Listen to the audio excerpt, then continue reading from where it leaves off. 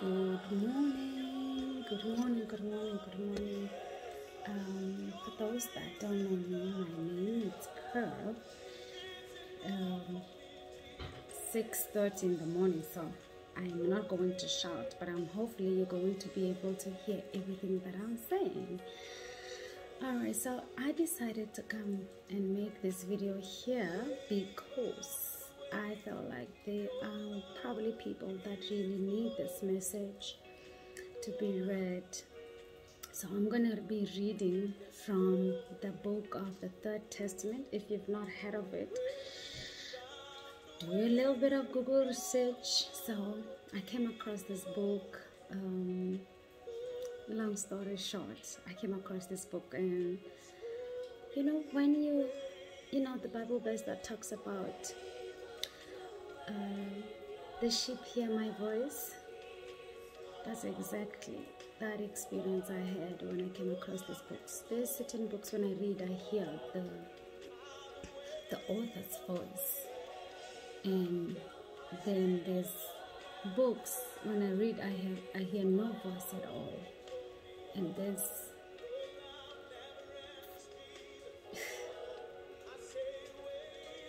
I wept like a baby because it was like, finally, this voice that I keep on hearing, and here it is in this book.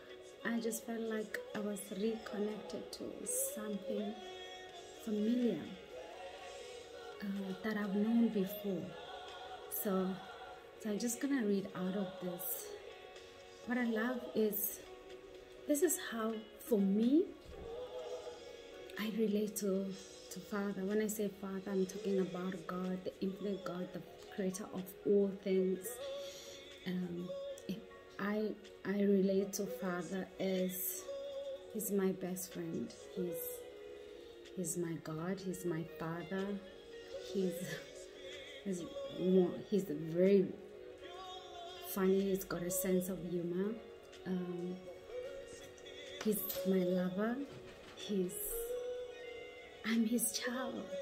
I don't know if you've ever felt like that about God, and if you haven't, I will say that start searching for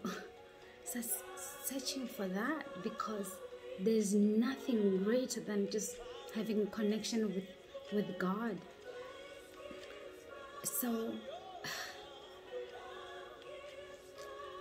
guys, God is amazing. He's beautiful. He's everything. He's infinite. And I usually call myself love. As he is love, I am love. I'm the epitome of his beauty. So his beauty is not always the outside, how the world will look at it. It's how everything you see is perfect. It's beautiful. The things he created. How love is a connection of everything between us as human beings, between animals, between plants, between us and creation of all creatures on this planet. So even outside of the planet. So I said that it's love that stems, it's everything else stems from love. It was in love that he created everything. It was in love that he created me and you. It is in love that he created your dog, your cat, your cows, your sheep, that snake that's rattling around that you want to kill. It's in love that he created a cockroach that's annoying, or an ant, or a fly that you want to chase away and kill. It is in love. Everything else stems from love. And I feel like if we all just understand what love is, and through that love, we will totally be able to love one another. So, this is not going to be long, but here, sorry, I had to pause a little bit there. Alright, so I'm going to be reading chapter 7, the influence and significance of the spiritual teaching. Alright? Hope and understanding of the new world. So my understanding is that we are going through a new world, the new world that is about to come, that Revelation talks about. So I'm going to be reading through that. So if you don't know anything, please go do your research and ask the Father. He answers everything. Okay. And it reads, I am the word of love that comes to comfort those who suffer, the troubled, they who weep, and the sinner, and he or she who has sought for me. And my word in those hearts is the river where they calm their thirst and cleanse their impurities. Is also the way that leads to the eternal dwelling of rest and peace. How can you imagine that the struggle of life, its sacrifices, vicissitudes, and trials ends in death without finding a just reward in eternity? That's a good question. It is therefore that my law and my doctrine, with its revelations and promises, are for your heart, and the motivation, the curses, and the bounds of this life's journey. Only when you depart from my teaching do you feel hungry and weak. And you know what? I will say that's so true. I remember when I used to do a lot of partying. Men were created to dwell in God's presence. When I used to live that life. It was when I was most confused, most lost, and I felt like nothing was working for me. And I am not here to bash on people's life wherever they are. It means that your time is not yet there. If you listen, he says that his word of love that comes to comfort, it comes to comfort those that are suffering, the ones that are in trouble, the ones that are weeping, and the ones that are sinners. And to those that sought for him, you gotta get to a point where you sought for him. If you're not looking for him and you're not searching for him with all your heart, and it's unfortunate that in most of everyone's lives, in our lives, we actually search for God or for Jesus when we are in trouble, when we have to go through all this different suffering, when we have to go through all these other emotions, or when things don't work out. So for us, or whoever, according to the world, then we say that things are not working out. So that's something that it's sad. So if this is where you are, and I'm praying that this is a message for somebody that really need this. So when I read this, I couldn't help but not to share. So he says, in my divine love for these human creatures, that's you and I have permitted them to scrutinize my works and to take from all that has been created, so that none might have motive to say that God is unjust because he hides his wisdom from his children. So I know a couple of times that people have accused me of searching too much. You're not satisfied with this information. You have to be satisfied with the Bible. Unfortunately, I'm not discrediting the Bible. God knows my heart. I just know that there are some stories that are missing. And I just felt like somebody was telling me half truth. And I know that, Father, I guess it's the same thing. When your spirit and your soul is yearning for more information, not that what you're reading is not, then it is, I found out that it's because that your journey it's different from everybody else. There are people that still continue searching. There are people that when they search with what they find, they're okay with that. And that's your journey. But I believe my journey is a different journey. So when God keeps on bringing things to you, it's a guidance. I feel like it's a pathway. He creates a pathway for you because you keep on asking. And when you ask him a question, because that's the relationship I have with him, I don't know how to not ask question. And I think this is how he created me. And to be this person who always asks questions. And yes, sometimes my question and the things I find, they lead me to a different path that I have never, but I go back and I realize no.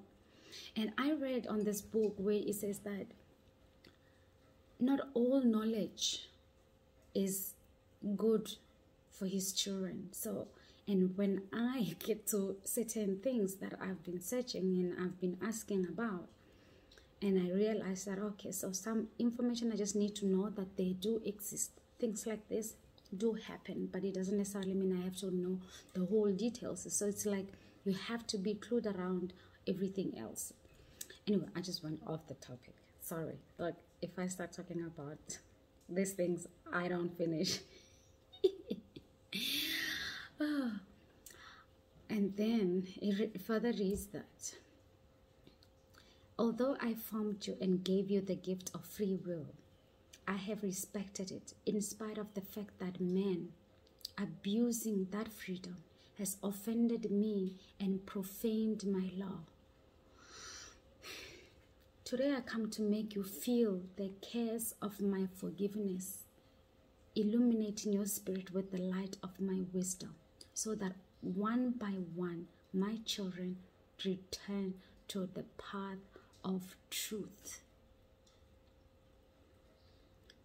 So I just want to leave you with this. Do you know which path you are on? Do you know his truth? Are you sorting after him?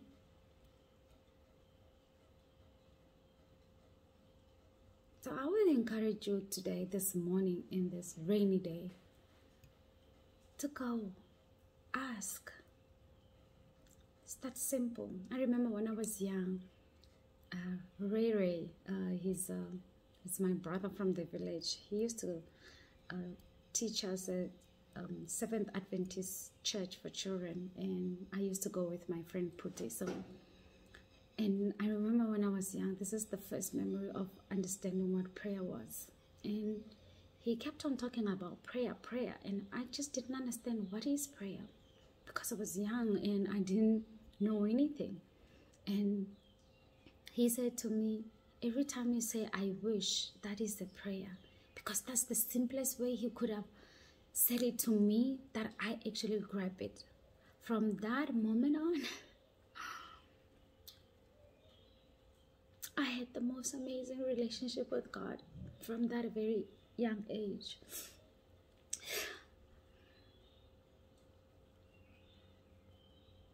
He could come to me.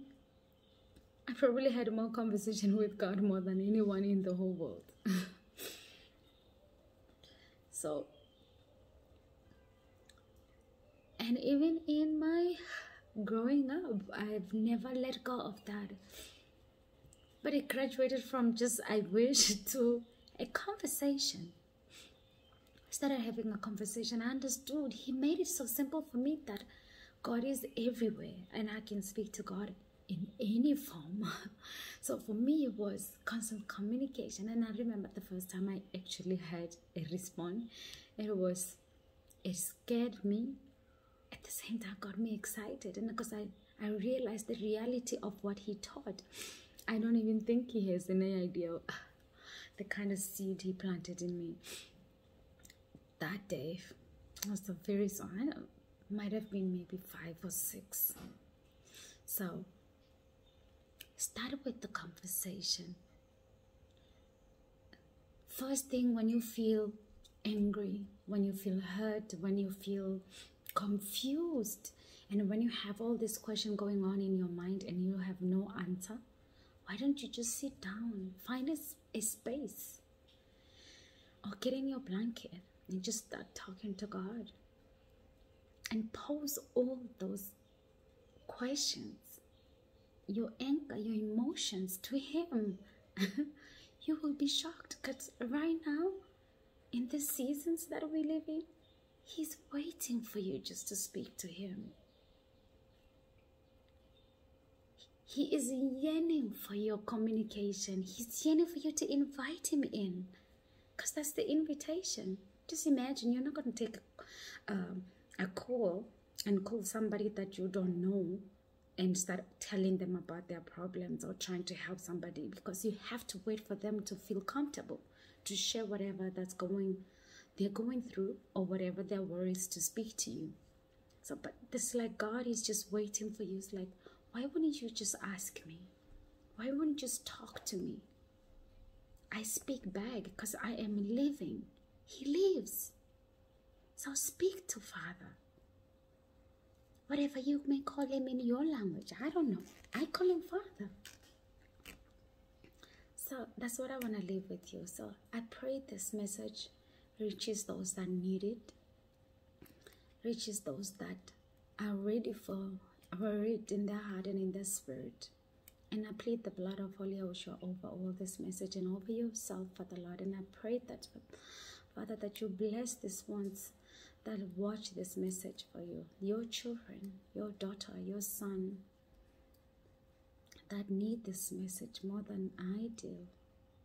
And I wish to extend my love to them, Father Lord, that as you fill me with your love, that I feel on a constant, that you may fill their heart with your love. Let your love consume them, Father, that they may feel it, that they may know it exists, even in the midst of their confusion or their hurt or their busy life, Father Lord, because all of us, we need love. We need your love. In the name of Holy Ocean, I pray, amen. Goodbye, guys.